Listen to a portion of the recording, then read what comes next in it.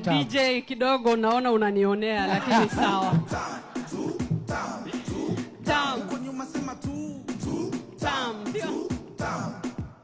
Fire si fire.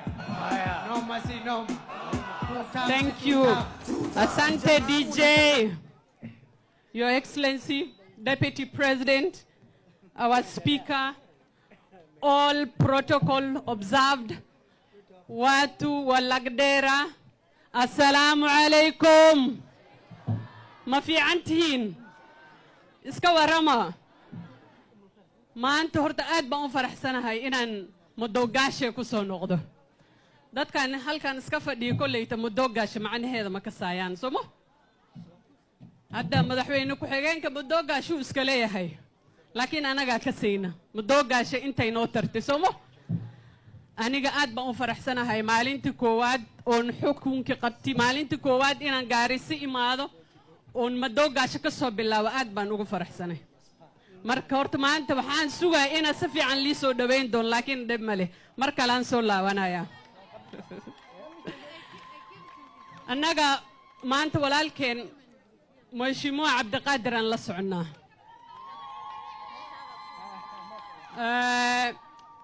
ani waxaan ka imaaday cid aad u duceyso waa ka saysan somo idanka 5 sano nin duceysan oo marra ku dhashay baa noo keenteen baarlamaanka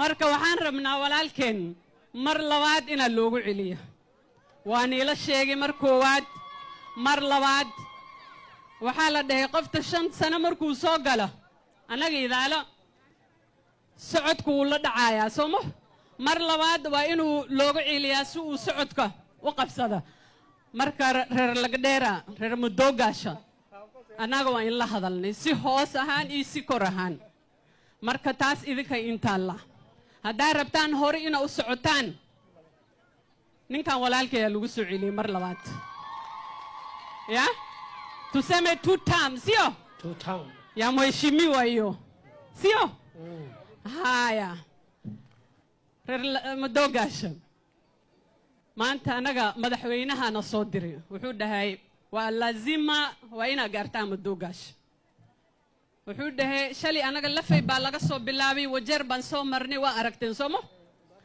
hadda caawa inta galabta inta baan joognaa Nairobi baa loo sii hooyanaya horta nin walba siyaasadoo iska badantay qof walba wuxuu anfacaya asaga ka saaya sooma annaga inaan tashanno oon aragno qofkiina rabo inuu wax nagu darsado inaan wax ku darsanno waa muhiim qof aan rabin maxaan u rabnaa sooma marka nimemaliza nataka tuniseme harambe munasema nini 2 term na sitaki 2 term ya hivi nataka ile nilipatiwa jana Qorehe Deputy President ako hapa alisikia na aliona nataka kama hiyo na ile nilipewa leo Tarbaj haya tuanze sio haya gacmahan diyaarino tuanze ma diyaarinni maxaa odayaasha maxay u fadhiyaan mise odayaasha wili 2 term may dhihin gabdhihi aawe haya gacmihiina istuso farihiina ituso 2 term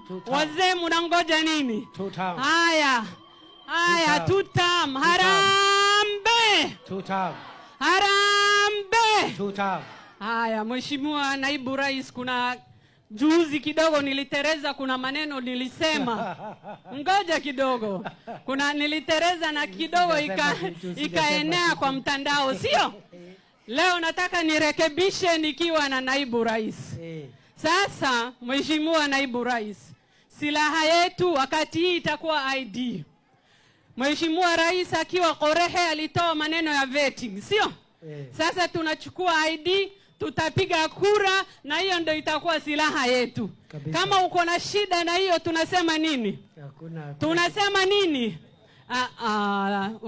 Lagdera maxay ngu dhacay tunasema nini danda shindwe aladihi tunasema nini mwenye hatutaki tunasema nini shindwe mwenye hataki sisi jamii yetu tunasema nini shindwe sisi ni wa Kenya ama sisi si wa Kenya siku ile Naibu Rais rais wetu akishamaliza miaka 5 nyingine Naibu Rais amalize speaker yangu mkubwa ako hapa akitoka hiyo State House ni ya jamii yetu tusidanganyane, si ndio?